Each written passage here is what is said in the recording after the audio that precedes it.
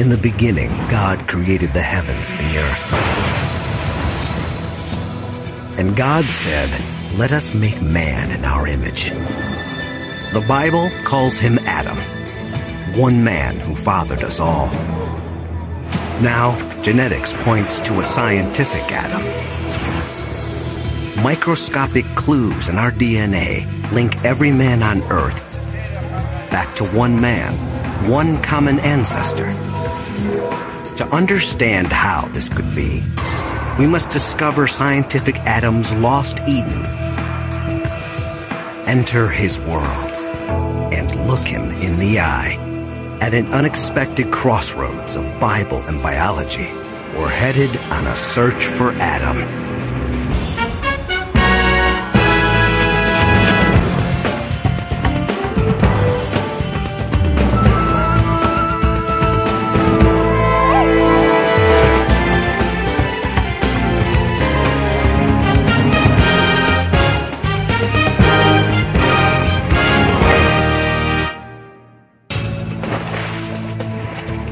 Look so different. The idea that we're all related seems impossible. It's hard to believe that 6 billion people all share the same ancestor. Yet 3 of the world's great religions, Christianity, Islam, and Judaism, believe in one man who fathered us all. That makes Adam a key figure in the beliefs of more than half the world. Now, science offers a chance to find a genetic Adam, a single ancestor whose DNA survives in every man on Earth today. From the Inuit of the Arctic to the Amerindians of the Amazon, from the nomads of the desert to the businessmen of Wall Street. Spencer Wells, a geneticist with National Geographic, will lead us on a journey to identify the scientific Adam and reveal what made him so exceptional that he could father all men on Earth.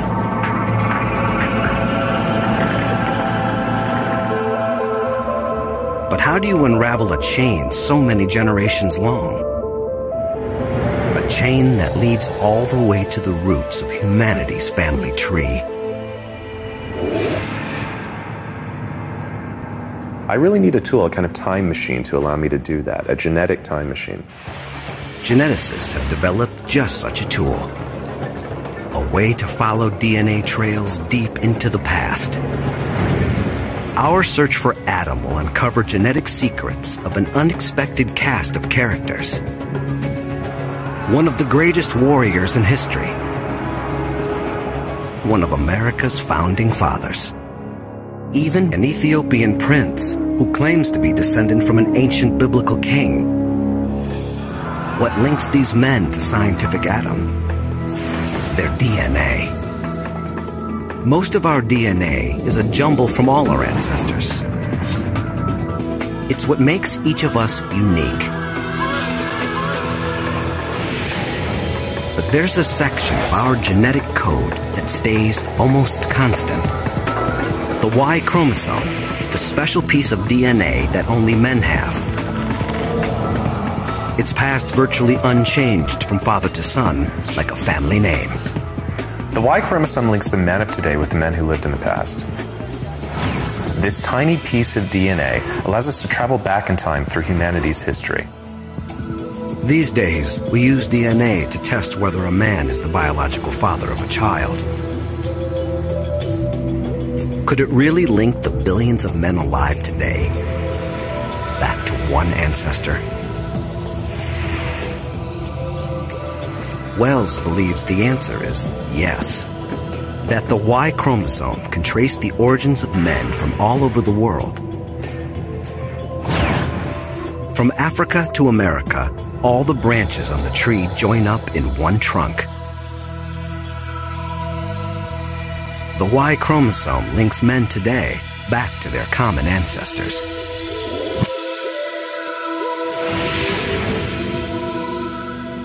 The key is to reveal super ancestors, Men who left their genetic imprint on huge numbers. They're like branching points, where vast sections of the tree come together in a single man.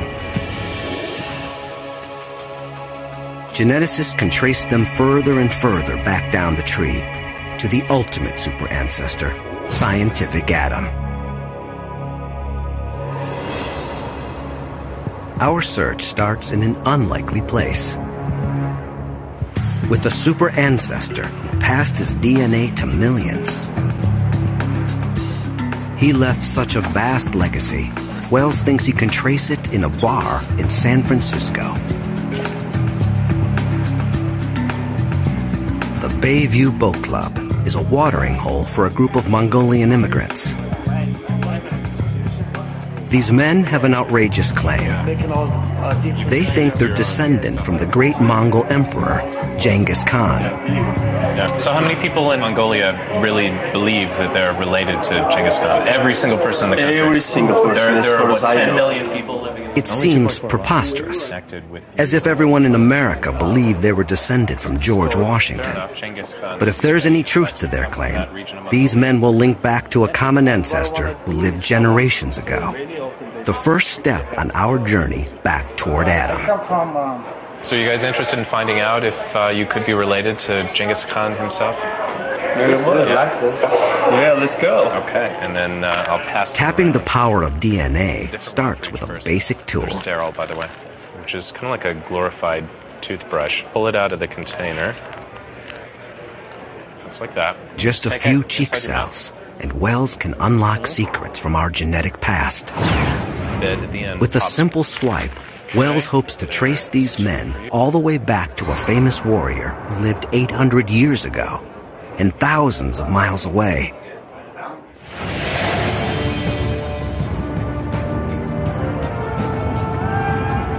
Genghis Khan is one of the greatest historical figures of all time. 8 centuries ago, he ruled one of the largest empires the world has ever seen. What are the chances that a couple of guys in a San Francisco bar could be related to such an extraordinary man?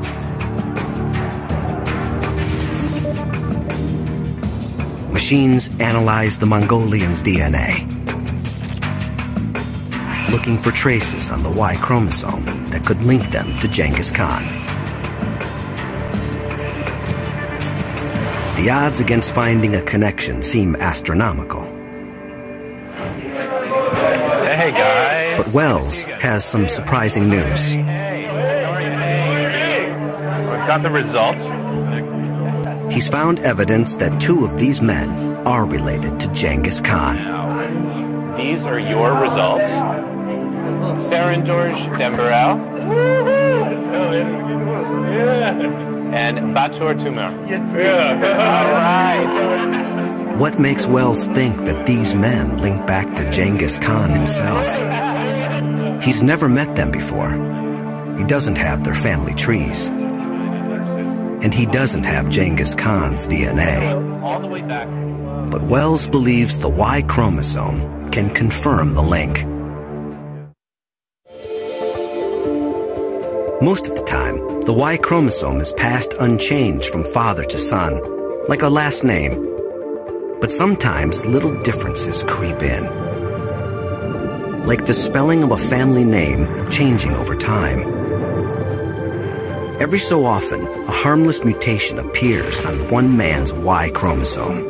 All his sons inherit that mutation. And all their sons. It marks all descendants like a brand. That's how Wells found that 16 million men are cousins. Their Y chromosomes all show the same mutations. That means they're all descended from one single man, a Central Asian super ancestor. But who was he? Wells and other genetic detectives pieced together the clues. The mutations cluster around one place, Mongolia. They trace to almost 1,000 years ago. Scientists believe he must have been a man of power, who had many sons to pass on his family line. The clues all point to one man, Genghis Khan. The evidence is circumstantial, but compelling. Khan's empire stretched from Kazakhstan to Korea. He ruled a dynasty that lasted generations. His sons and their sons had the power and position to spread his Y chromosome. As his armies swept through Central Asia, they cut down their enemies, and often, it said, took their women. The result? More offspring with Genghis Khan's Y chromosome, and other men's lineages destroyed forever. Genghis Khan's DNA is buried with him in an unknown grave, but his Y chromosome mutations survive in his descendants today. The research shows the Y chromosome can take us back hundreds of years. But to find scientific Adam, we must trace a man from our very beginning who fathered not millions, but billions. The payoff is almost unimaginable. An Adam who may have been the first truly modern human, whose Eden we can pinpoint, whose face we can reconstruct.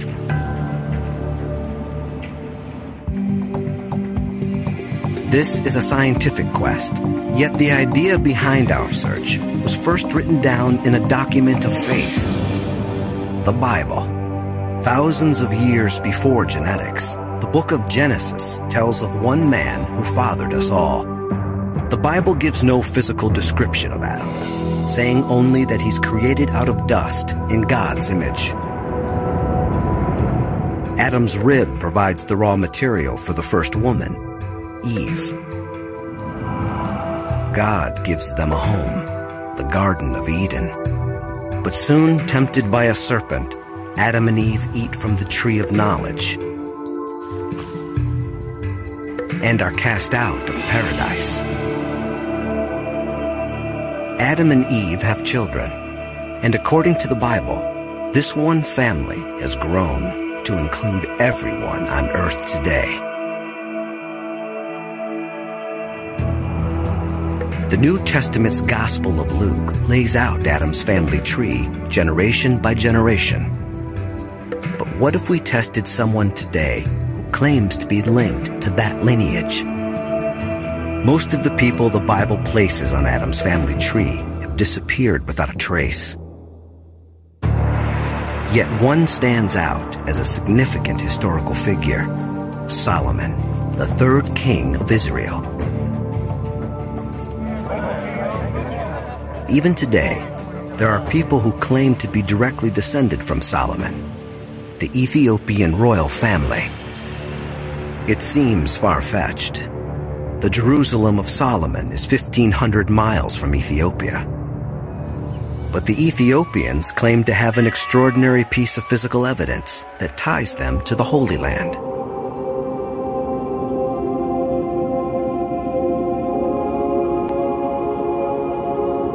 The Ark of the Covenant was believed to contain the tablets of the Ten Commandments, the Word of God. Legend says it was kept in a temple built by Solomon in Jerusalem, until it was taken by Solomon's son, Menelik, and later brought to a little church in Aksum in northern Ethiopia.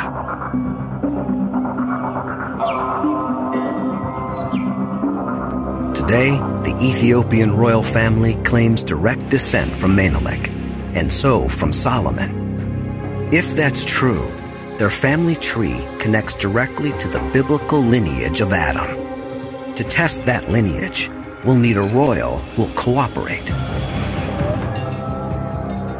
In 1974, Ethiopia's Emperor Haile Selassie was deposed. The royal family fled into exile. We tracked down a prince who agreed to participate in our search on one condition: we can't reveal his identity. He wants to avoid accusations that he's using his link to Solomon to reclaim the throne. The prince takes a secret DNA test.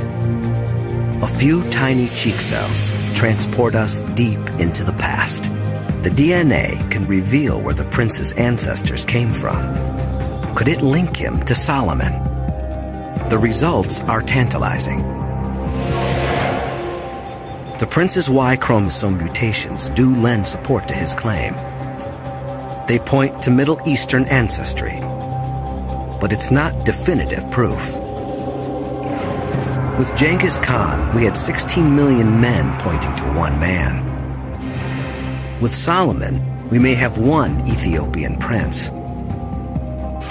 There's simply not enough evidence to go on. The experiment shows how hard it can be to trace the Bible's genealogy. It's a book of faith, not forensic evidence. What the Bible is saying about creation is way beyond the scope of science. It's not about DNA and all that. It's about who we are as people. In Hebrew, the name Adam also means people. What's important about Adam is that Adam is every person. The Bible gave us the idea of Adam. But finding the scientific version will take modern genetics. If we succeed, we'll link all men today back to a scientific Adam. And maybe even pinpoint his Garden of Eden. As people move from place to place, they often end up far from where their lineage began. Our family tree is becoming tangled at the top. Tracing family lines is getting harder and harder. There's only one way to clear away the tangles. Analyze Y chromosomes from people who still live in the land of their forefathers. To get a clearer picture of our family tree, Wells is leading a research project with the National Geographic Society and IBM.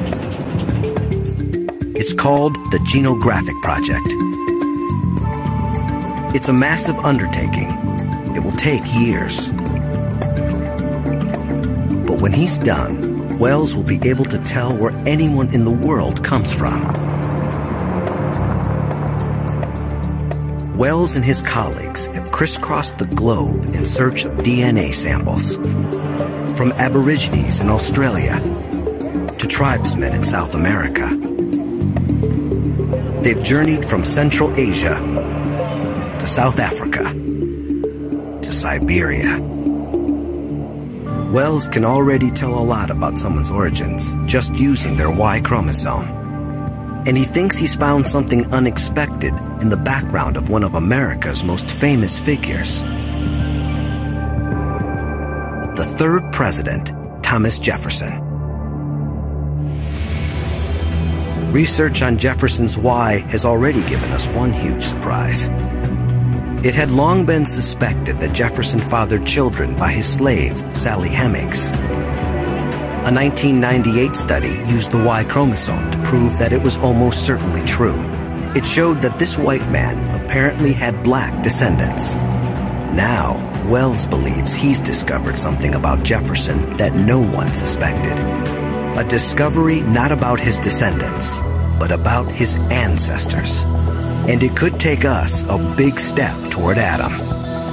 Wells noticed that Jefferson's Y chromosome mutations don't look European. So where did Jefferson's ancestors come from? To find out the truth, Wells needs another DNA sample.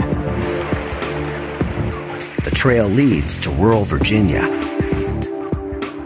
One of the closest living relatives of the founding father lives in Fries, Virginia. Now, do you have any sense of your own ancestry and who you're descended from? Thomas Jefferson. Thomas Jefferson. How many Odine generations Jefferson shares the founding father's last name. Yeah.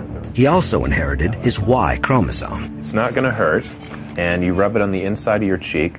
Really scrape away, up and down. Everything about Jefferson points to him being European. Genealogists have traced his ancestry back to medieval France and Britain. But the test reveals something you might never have imagined. Jefferson's Y chromosome links him not to Europe, but to the Middle East, what is now Lebanon and Syria.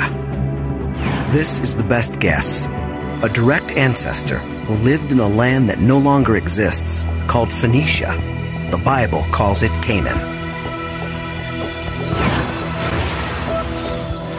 Jefferson may look European, but his Y chromosome tells a different story. It shows that what we look like may not really tell us where we come from. And it raises a question mark over the traditional image of Adam. For centuries, artists have depicted him like this, like a European. For many of us, this is Adam. Michelangelo's famous painting in the Vatican's Sistine Chapel. He looks like a beautiful Italian who spends a lot of time in the gym. Did the common ancestor of all men really look like this? The story of Jefferson suggests he could have looked very different. But Jefferson can lead us much further back than his Phoenician ancestor. Jefferson has a particular mutation that he shares with men from many different countries. With the same techniques used on Genghis Khan, Wells can link this mutation to another critical common ancestor. He's known as M9. He lived around 40,000 years ago. Wells' research suggests this one man could be the forefather of half of all men alive. We're getting closer to Adam. But Wells knows there are some men who do not have the M9 mutation. To identify the common ancestor of all men, he must take us deeper down the tree. But where does he go next? There are clues from beyond the world of genetics. It's evidence you can touch. Evidence from bones. Before the powerful new tools of DNA, our picture of humanity's past came almost entirely from fossils. But that picture is incomplete. The oldest human fossils come from Africa, dating back millions of years. But ancient remains have been found at other sites far away. The Middle East has produced early human fossils. And pre-human remains have been found in Asia. Fossil evidence points to 3 regions that could be the birthplace of humankind: Asia, the Middle East, and Africa. Can DNA resolve which one gave birth to scientific Adam?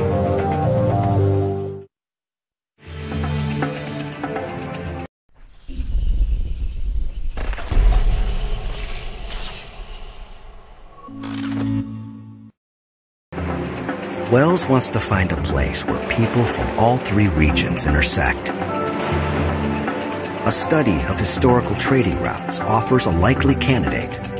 Off the coast of Kenya, the tiny island of Pate.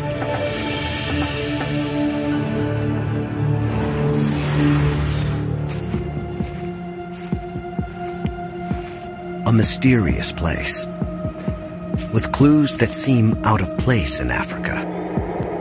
Curious ruins. It's the main mosque. It was painted black. Still see it. Monuments that might be Islamic. Tombs that look almost Chinese. Even the faces suggest an intriguing mix. Some have the lighter skin tone of Europeans. Some could be Arabs. Others have eyes that look Asian. For centuries, traders have come here from all over the old world. From Europe, the Middle East, maybe even from China. Jumbo. Jumbo. Jumbo. History has created a genetic melting pot. And by taking a sample of your DNA, of your genes, we can say something about the people you're related to in the past, your ancestors. If the Y chromosomes here lead to a common ancestor for all these ethnic groups, they could lead us to Adam. If you could open your mouth. Wells takes samples from 25 local men. Correct. Thank you. Okay. If you could open your mouth. Where was your mouth?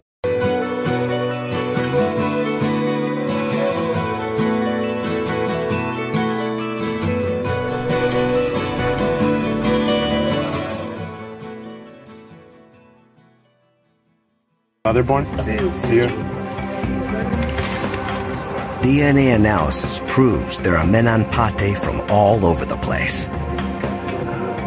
Great. Thank you. With ancestors from Africa, Europe, Arabia, India, and the Fertile Crescent of the Middle East. There is more genetic variation on this tiny island of Pate than in many countries. And the samples show something critical. They point to a new super ancestor.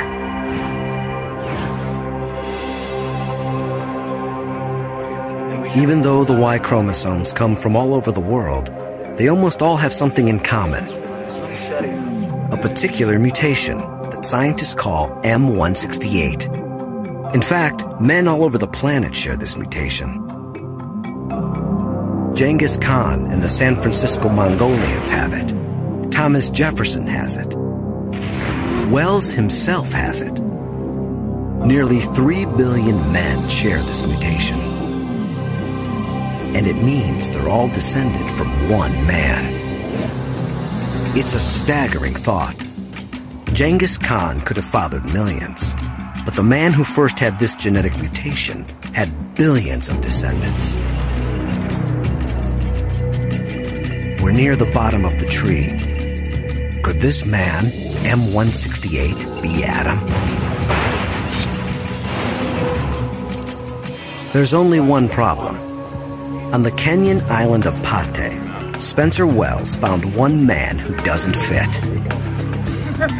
His Y chromosome doesn't have the critical mutation.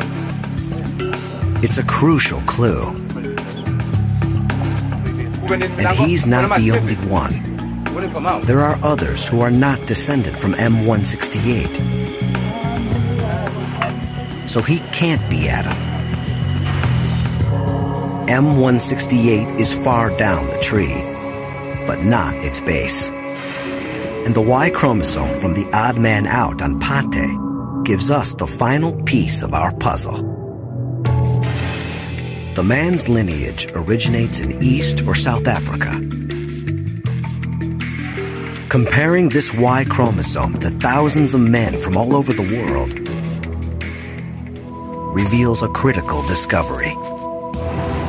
These mutations originating in Africa appear on every Y chromosome in every man in the world today. These are the universal mutations we've been looking for. We followed the DNA trail all the way to the bottom of the tree. Every branch leads to one man, one Y chromosome. There must have been one man who gave rise to all men alive today.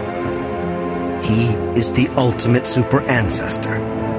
He is Scientific Adam. One of his descendants was M168. He was the forefather of the ancient Middle Eastern ancestor of Thomas Jefferson. He gave rise to Genghis Khan's Y chromosome. In fact, all the Y chromosomes in the world trace back to this one African man. He is Scientific Adam.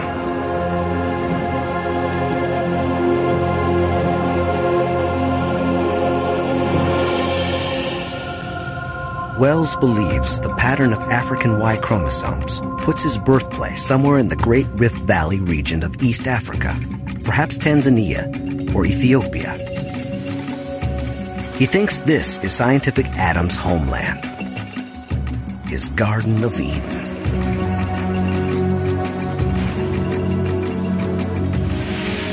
genetics can date the ancient Y chromosome mutations to calculate the age of scientific Adam.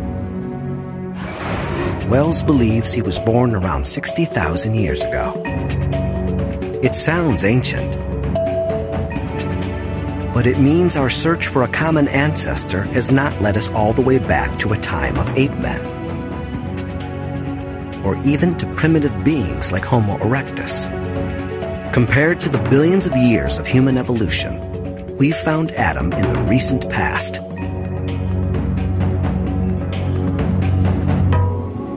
The critical discoveries of where and when Adam lived prove he could not have looked like this. For the first time, it's possible to paint a new portrait of Adam based on science. Facial reconstructions have shown what other ancient humans might have looked like. We have images of earlier beings, like Homo erectus, and the ancient pre-human known as Lucy. These faces are all based on fossil skulls, but there are no intact skulls from Adam's time. There is a man who can give a face to Adam, even without his skull. Frank Bender calls himself the recomposer of the decomposed. He's a forensic artist, a specialist at bringing the dead to life. Bender works regularly for police departments around the world, giving faces to human remains, even when the skulls are almost missing.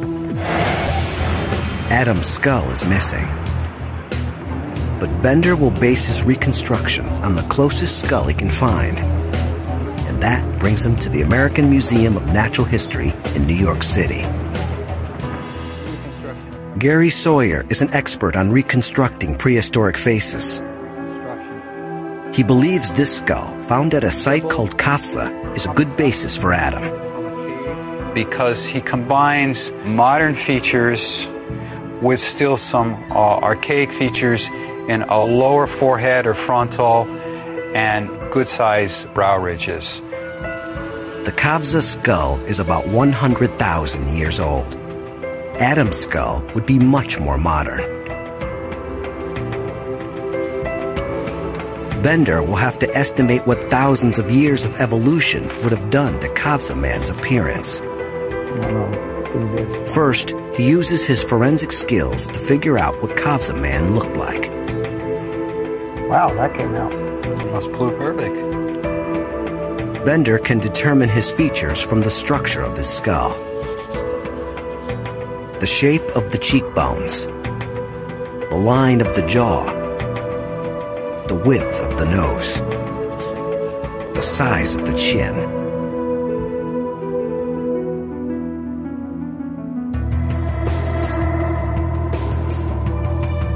Kafza man is 100,000 years old. To construct a face for Adam, Bender has to update this portrait by 40,000 years. As humans evolved, the shape of our skulls changed. Brow ridges shrank. The forehead became more vertical, the chin more prominent. Adam should be almost halfway between this ancient man and humans like us. Bender needs to find that midpoint. He needs a modern face to compare to the ancient skull. But not just any face. He wants someone whose lineage traces most directly back to Adam. Wells knows where to look.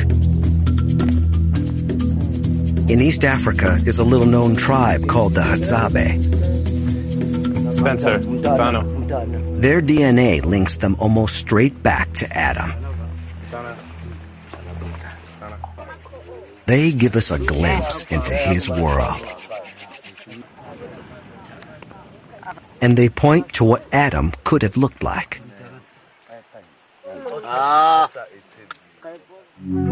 Scientific Adam should be a midpoint between the ancient Kafza face and one of these faces.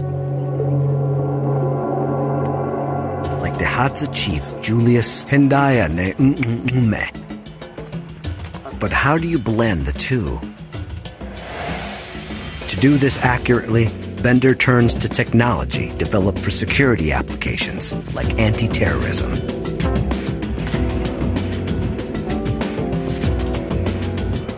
Facial recognition software measures the incremental differences that make a face unique, like the distance between the eyes, the width of the nose. Engineers pick out over 200 features that together define the shape of the Kafsa face, turning it into a mathematical model. They do the same with the Hadzabe chief. The computer compares the two sets of data, faces separated by 100,000 years, and generates the midpoint, a blueprint of Adam. A printer converts the computer model into a 3D head. Layer by paper-thin layer, the head emerges. Bender will use this as a template to finally give Adam a face. But the Hadzabe can do more than show what scientific Adam might have looked like. They can give us a window into his world, and they reveal clues to what made Adam and his descendants so exceptional. They could give rise to all men on Earth. Mutations on the Y chromosome show that scientific Adam was born around 60,000 years ago. An extraordinary time in human history, a time of crisis. Scientists believe humans were on the brink of extinction. The entire population may have fallen to no more than a couple of thousand. But from this moment of peril, humans begin an astonishing rise. For the first time, art appears. Tools become much more advanced. This new energy and innovation would enable our species to conquer the planet. Something critical had changed in human nature. What triggered it is a puzzle, yet it seems to come just after Adam. Is it a coincidence? I don't know. Maybe it is, but it's also possible that Adam was the one who set in motion these changes. How could one man change his whole species? Wells has a theory. It's cutting edge and highly controversial. He believes Adam may have been the first man with the ability to think as we do. The first truly modern man. If Wells had his way, he'd go back in time to find out. The ancient Hadzabe tribe in Tanzania may offer the next best thing, a window into Adam's world. As people, the Hadzabe are as modern as any of us. But as a society, they've chosen to retain the lifestyle of the earliest modern humans, the lifestyle of Adam. The Hadzabe are hunter-gatherers. Survival in this environment is an extraordinary challenge. They rely on the kind of ingenuity that Wells believes could have originated with Adam himself. It could almost be Adam's clan preparing for the hunt. The Hadzabe have figured out a way to turn local trees into lethal weaponry. The bows are strong, but flexible.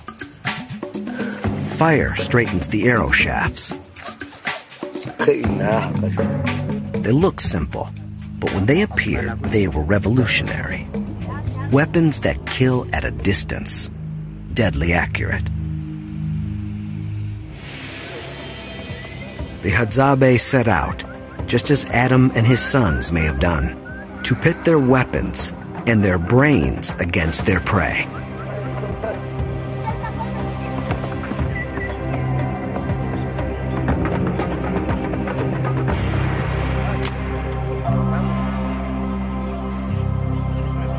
The Hadzabe's hunting techniques work, but they had to be invented, developed by someone. someone with the insight to go beyond the techniques used by the people before. And Wells believes it may have been Adam himself who first showed this intelligence. A culture of innovation is one key to the success of our species. But what amplifies this genius is another unique skill: language. Wells believes Adam may have had a brand new ability to use complex speech. Astonishingly, the Hadzabe could show us how Adam spoke. What? What? What? What? Tisha? Bogo. What? What? Simba. Simba, lion. They speak one of the most intricate languages on Earth. Along with regular consonants, they use a chorus of clicks.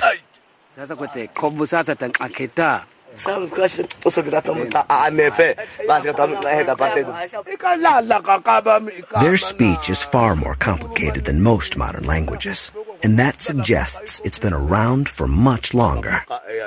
English has around 30 different sounds. Click languages can have over 100. Scientists believe that when humans first began to speak, they may have used clicks like these. We could be listening to Adam himself. Like the bow and arrow, these sounds are simple, but they may point to what gave Adam his revolutionary intelligence. The Hadzabe have allowed us to explore Adam's world. Now Frank Bender can show us what he might have looked like. His goal is not just to sculpt Adam, but to reveal his personality. I tried to get into his head just like I would a fugitive.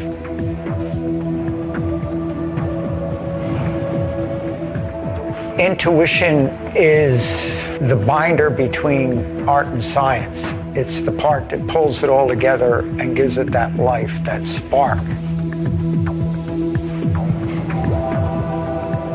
I picture him very much alive and with a lot of the basic feelings that we have today. Confidence at one point, insecurity at another. Finally, Wells comes face to face with the man he's been searching for.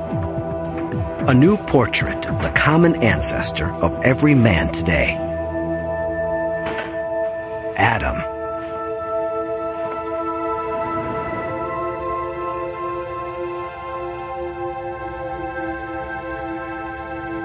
Without the skull, we can't know for sure what Adam looked like.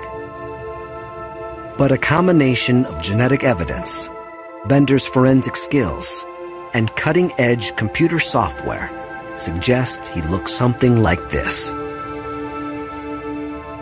Thousands of years after the Bible, and hundreds of years after Michelangelo, we have a whole new face for Adam. I like the expression. He's got a very forceful look. He's intent on something, maybe taking over the world. You begin to get perhaps an insight into why these guys won out and why this guy's our ancestor. Science can't tell for sure what set Adam apart. There were other men who lived alongside him. But over the centuries, all the other men's lines died out. Maybe some had only daughters, or no children at all. Their Y chromosomes were lost forever. Only Adam's lineage survives. Here's how Adam could have become our ultimate super ancestor. Sometime around 60,000 years ago, Adam is born. He's a fast learner, and in time, he proves himself as a leader of his tribe. His command of language sets him apart.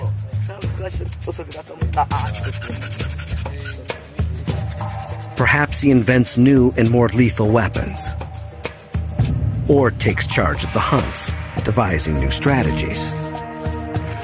He's much better than the other guys at providing for his family and the tribe. And this makes him popular with the ladies. He has more children than the others. His sons inherit not just his smarts, but of course his Y chromosome.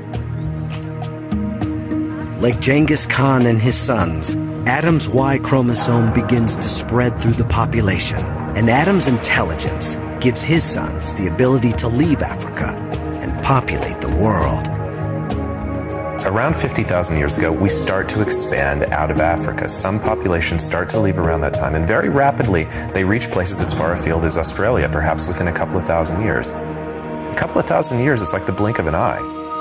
And Wells can trace it all back to one scientific Adam. This is not the man God creates in the book of Genesis. But now, thousands of years after the Bible was written, science has confirmed the essence of its story.